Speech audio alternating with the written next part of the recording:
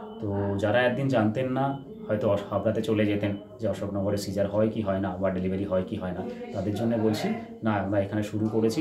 আপনারা আসুন, এবং প্রতিদিন কিন্তু আমাদের অ্যান্টিনেটাল ক্লিনিক হয়।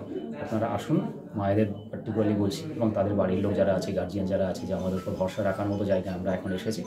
আর সেখান থেকে যদি মনে হয় যে ডেলিভারি করতে হবে, সিজার হোক বা ভ্যাজাইনাল নর্মাল ডেলিভারি হোক, যা হোক না কেন, সেটা আমরা করবো, এখানে করছিও, শুরু করলাম অলরেডি।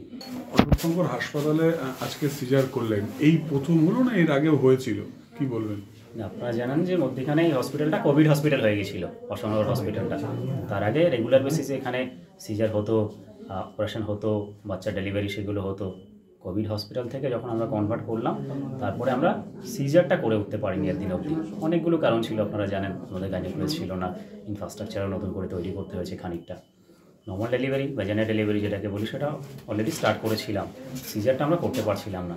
তো আজকে আমরা ফার্স্ট কোভিডের পরে নতুন করে সিজার স্টার্ট করলাম।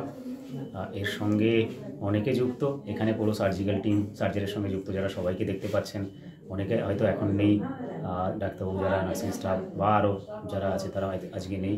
তার সঙ্গে আরেকটা কথা আমার বলাটা খুব দরকার, জেলা প্রশাসন, আমাদের হেলথ ডিপার্টমেন্ট, আমাদের এখানকার যে বিধায়ক বা আমাদের এখানে রোগী কল্যাণ সমিতির সঙ্গে যারা যুক্ত, তারাও খুবই চেষ্টা করছিলেন যাতে করে অশোকনগর হসপিটালে সিজারটা স্টার্ট হয়।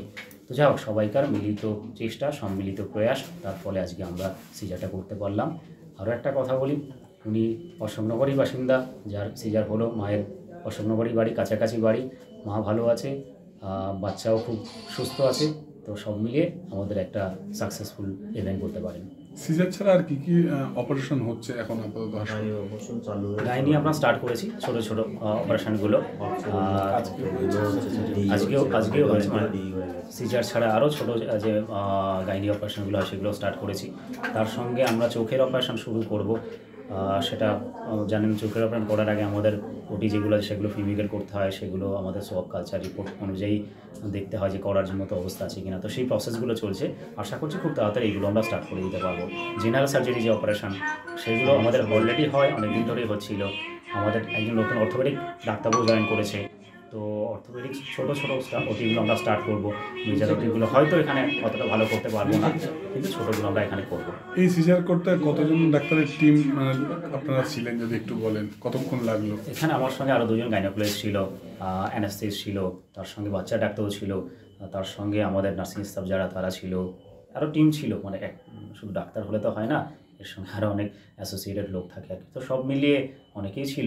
প্লাস আজকে যেহেতু অনেক দিন বাদে আমরা স্টার্ট করলাম, এর সঙ্গে আমাদের সবাইকার একটা আনন্দ, সেটাও যুক্ত।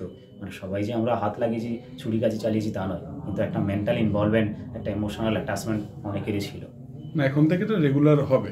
হ্যাঁ, আপনাদের মাধ্যমে এই কাজটা যে আমরা করা শুরু করলাম, সেটাও বাসিন্দাদের জানাতে চাই, এলাকার বাসিন্দা যারা, যে আমাদের এখানে প্রতিদিন এখন অ্যান্টিনেটাল মা, মানে গর্ভবতী মা যারা, তাদেরকে আমরা আউটডোর হয় দেখছি আমরা রেগুলার বেসিসে। সেখান থেকে আমরা হয় ভ্যাজাইনাল ডেলিভারি, মানে নর্মাল ডেলিভারি, বা সিজারিয়ান সেকশনের জন্যে আমরা সিলেক্ট করছি।